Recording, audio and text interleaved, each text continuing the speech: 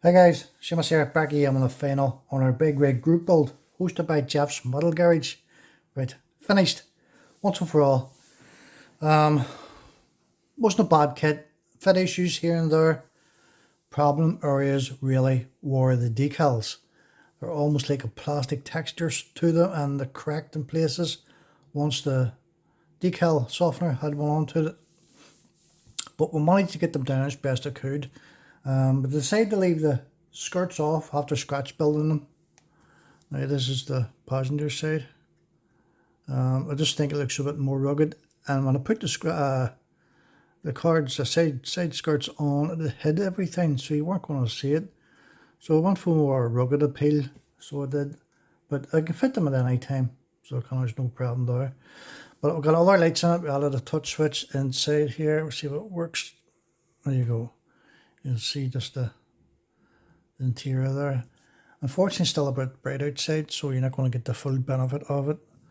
Other than that, it's all done. So we'll let it spin around here. Just about fits my turntable, and my turntable is about just over 10 inches roughly.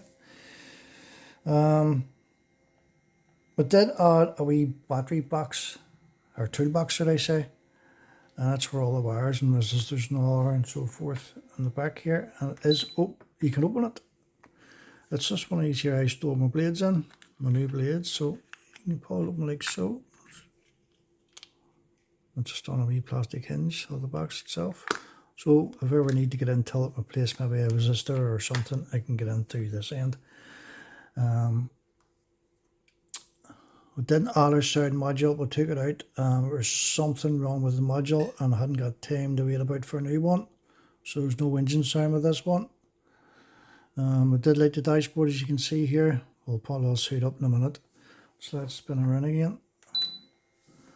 We added some decals from other kits, mainly so for the tires themselves, Michelin.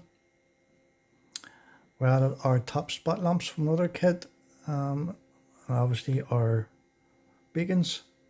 There you go, you can see the dashboard there. See, we can turn this light out, make any difference? Probably not. A wee bit.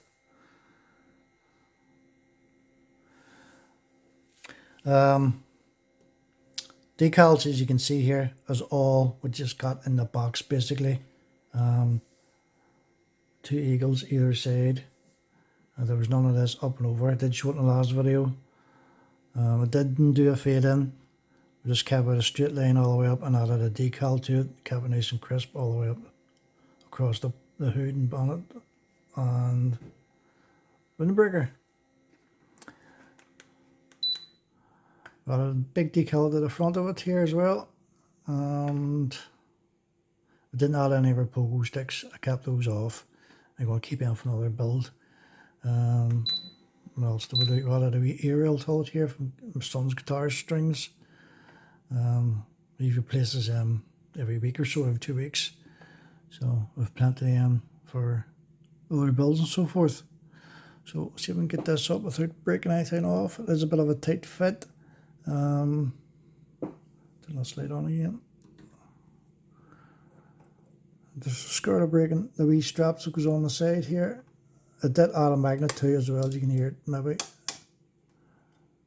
There's the magnet just here and it corresponds with the magnet underneath the scuttle panel. So let's spin around again.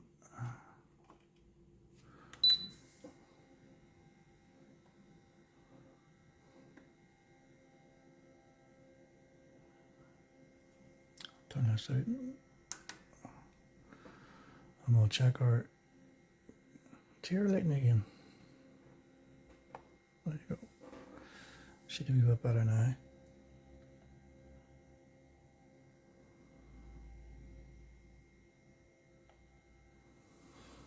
Well, overall, wasn't a bad build. I've built worse, but this has been the most trickiest build I've came across with ITALERI trucks.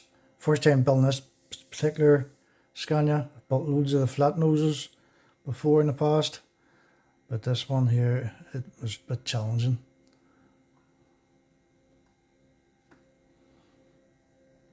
The lights on again.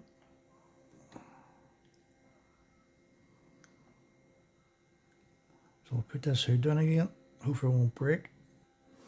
So there you go, guys. That's a final on the big rig. Hosted by Just Model Garage. So, thanks for watching. I'll speak to you all later. Bye.